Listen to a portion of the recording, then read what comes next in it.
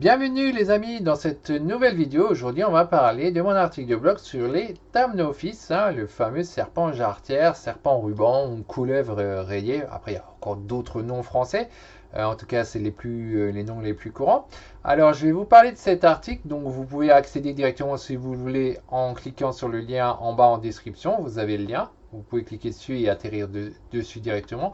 Ou vous pouvez taper l'adresse leconservateurdequenelle.fr et avec les tirets, et après vous allez dans Colibridé puis les Thamnophis et vous tomberez donc sur l'article. Donc là je vais vous parler des différentes sections que j'ai fait, je ne vais pas tout vous lire évidemment, ça serait un peu long.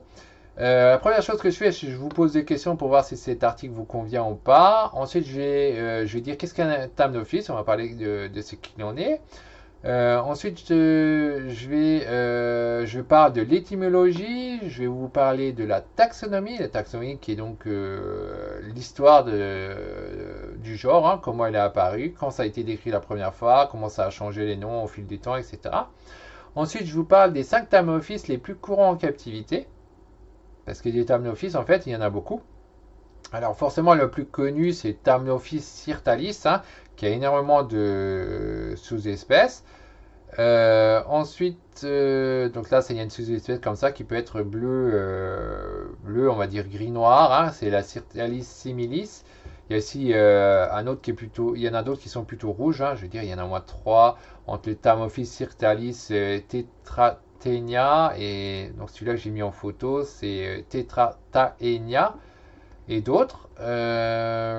Ensuite, la prochaine espèce, c'est le Thamnophis marcianus, qui est assez courant en captivité, qui est un genre de Thamnophis tigré. On appelle ça serpent jarretière à carreaux. Donc, il existe apparemment une morphe albino de cette espèce. Ensuite, il y a le Thamnophis syrtopsis, qui est courant en captivité. Il ressemble à ça. Donc là, vous avez pas mal d'infos dessus. Ensuite, vous avez les Thamnophis atratus. Donc là aussi. Alors lui, il existe en orangé, noir, mais aussi, il me semble, en jaune et noir. Ça, c'est un autre Thamnophis assez courant. Le Thamnophis radix, qui est aussi assez courant. Lui, il est plutôt nouveau dans des couleurs plutôt brunes. Donc là, vous avez des infos dessus. Et après, je vous parle de 2 autres Thamnophis, principalement semi-aquatiques, parce que j'avais envie d'en rajouter plus. Et c'est pour ça que j'avais pas mis tout de suite le Thamnophis équestre, qui est quand même très très très courant en captivité. Et après, je vous ai parlé du Thamnophis melanogaster. Donc cet Thamnophis qui est vraiment très brun. Ensuite, je vous parle des 3 nouveaux Thamnophis. Bon, après, c'est les nouveaux entre parenthèses, parce que c'est les choses, elles évoluent. Mais par contre, en 2022, fin 2022, il y avait 4 espèces qui ont été décrites. Donc là, je vous ai parlé un tout petit peu. Ensuite, je vous donne la liste complète des Thamnophis. Donc, il y en avait 37 fin 2022. Donc là, après avoir qu'est-ce qu'il en est au moment où vous regardez la vidéo, ça a peut-être encore changé, parce que ça change souvent. En tout cas, là, vous avez la liste de ceux qui l'ont été encore en 2022, fin 2022. Ensuite, il y a les genres proches. Alors, c'est possible que je vous la mette à jour, bien évidemment. Les infos qui sont plus à jour, à un moment, je les mets à jour quand j'en ai envie. Ça veut dire c'est pas parce qu'aujourd'hui vous voyez en vidéo, je dis tiens, c'est pas à jour, que ça l'est en fait sur l'article. C'est possible que j'aurais modifié et mis à jour la liste, etc. Les genres proches des Thamnophis, alors les genres qui sont proches, c'est forcément le Natrix, ça c'est connu en cette fameuse couleuvre. Il y a aussi le genre Nerodia, qui est connu, ça c'est plutôt connu par les Américains, vu que ça vient de chez eux, alors que la Natrix, ça vient de chez nous, la fameuse, qu'on a appelé ça couleuvre à collier. Voilà, et puis je vous parle aussi des Storerea, qui est dans la même sous-famille. La Storerea, qui est une espèce assez sympa.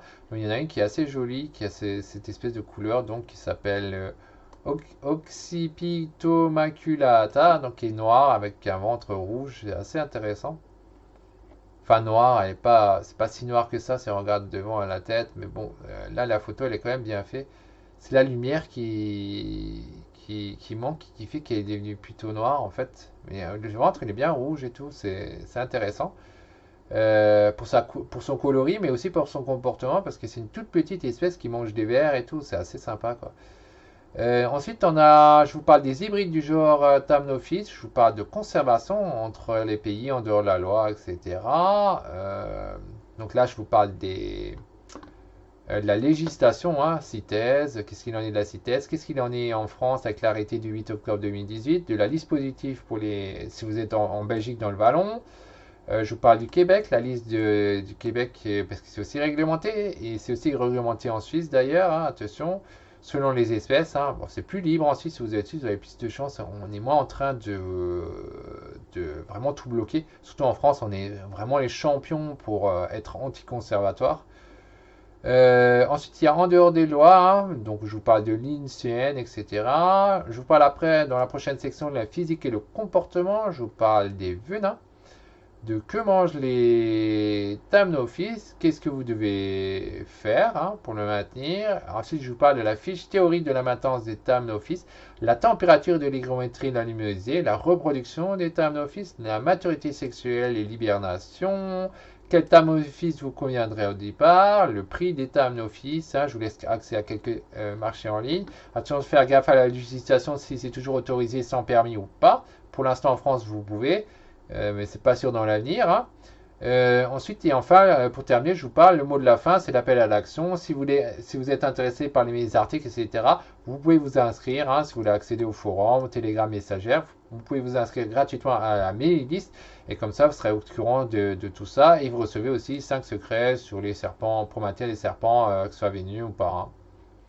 Donc voilà, pour mon article sur les Thamnophis, il y a à peu près, il y a plus de 5000 mots, donc il y a énormément de valeur et c'est certain que vous allez apprendre des choses en lisant cet article, vous allez apprendre pas mal de choses. Ça, c'est sûr. Donc voilà, à la prochaine les amis.